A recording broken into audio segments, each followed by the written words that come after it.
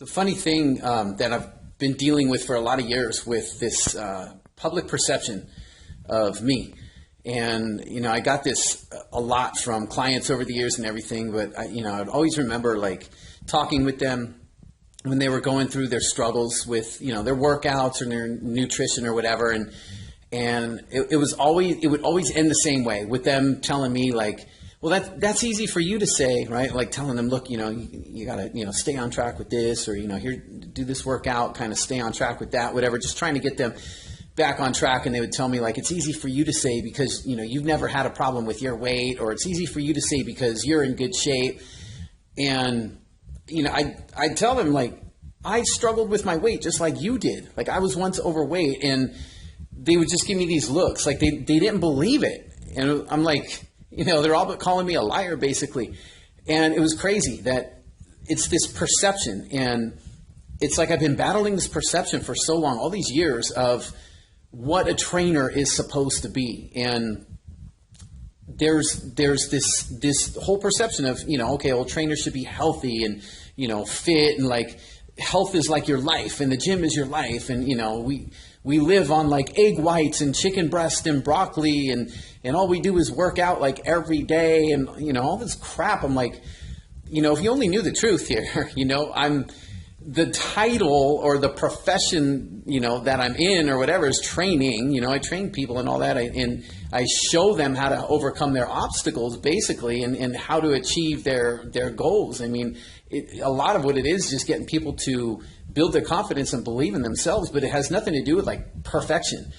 And, I for years held myself to that kind of standard. Like I was always trying to live up to what I felt this public perception was about a trainer. And I, really was thinking I had to be perfect. Like I have to be like really fit. I have to eat. I can't eat any junk food. I have to go to the gym like 5 days a week, 6 days a week, like all this stuff in my head that all it did was over time, it wore me down, like mentally, emotionally, and it just burned me out like crazy because I was trying to basically be somebody I wasn't because of a perception of what I thought I was supposed to be.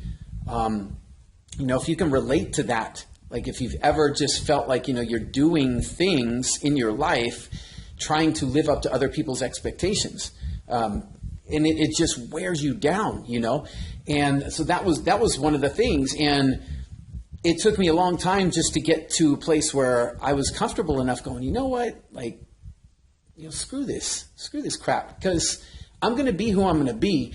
And that's not perfection. I mean, right or wrong or whatever anybody thinks of what a trainer should be and all that, then, I'm just going to be me. And that's the way it goes. I'm going to be comfortable being me. And I think part of like what I was going through was being, needing to be able to love myself. It was being comfortable in my own skin, because I know that every time I looked in the mirror at myself, I despised what I saw staring back at me.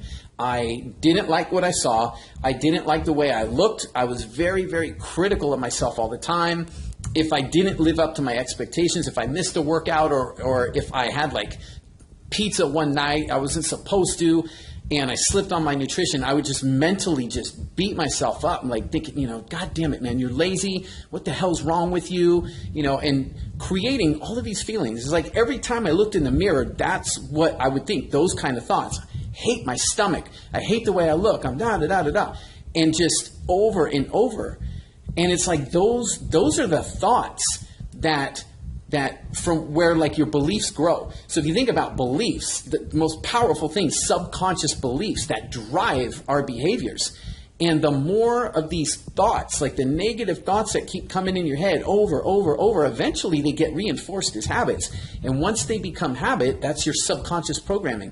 And that controls 85 to 90% of the behaviors and the actions and the things that you do every day are driven subconsciously. Like we're not even aware of them. Like why we just go on autopilot a lot, but it's all based on like these beliefs that we've developed over time. And so that was like the big thing about, learning how to be be happy with what I see, or at least be comfortable with who I am, and saying, you know what, it's okay if I screw up one night and I eat crap food. It doesn't make me a bad person. It doesn't mean that I can't be happy with who I am.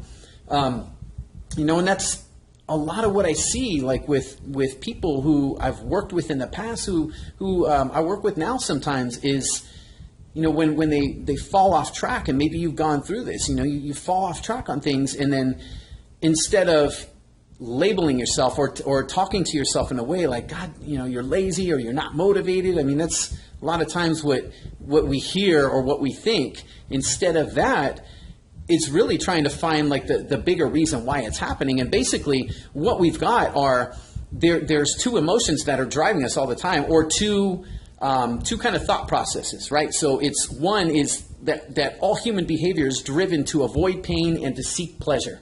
So every action that we take and all are really moving toward that. We want to avoid pain and seek pleasure.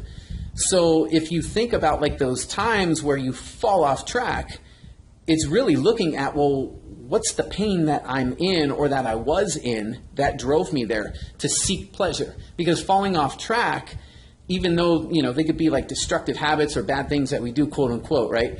But those are things that we're doing as a way subconsciously to seek pleasure, to avoid pain.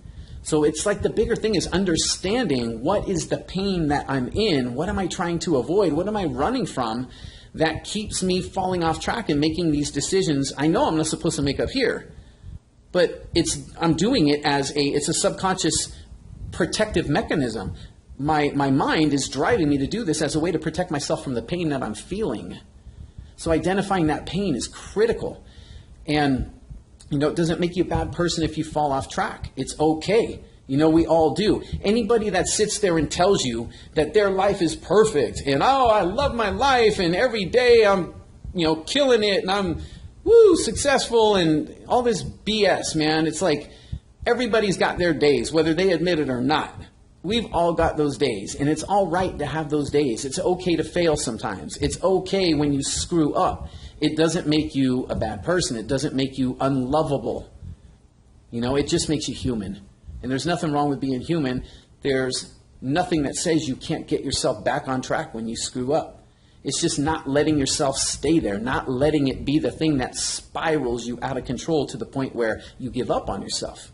So stay on track, find a way back on track, but don't let it be the thing that derails you and causes you to think that you're anything less than what you really are. And what that is magnificent.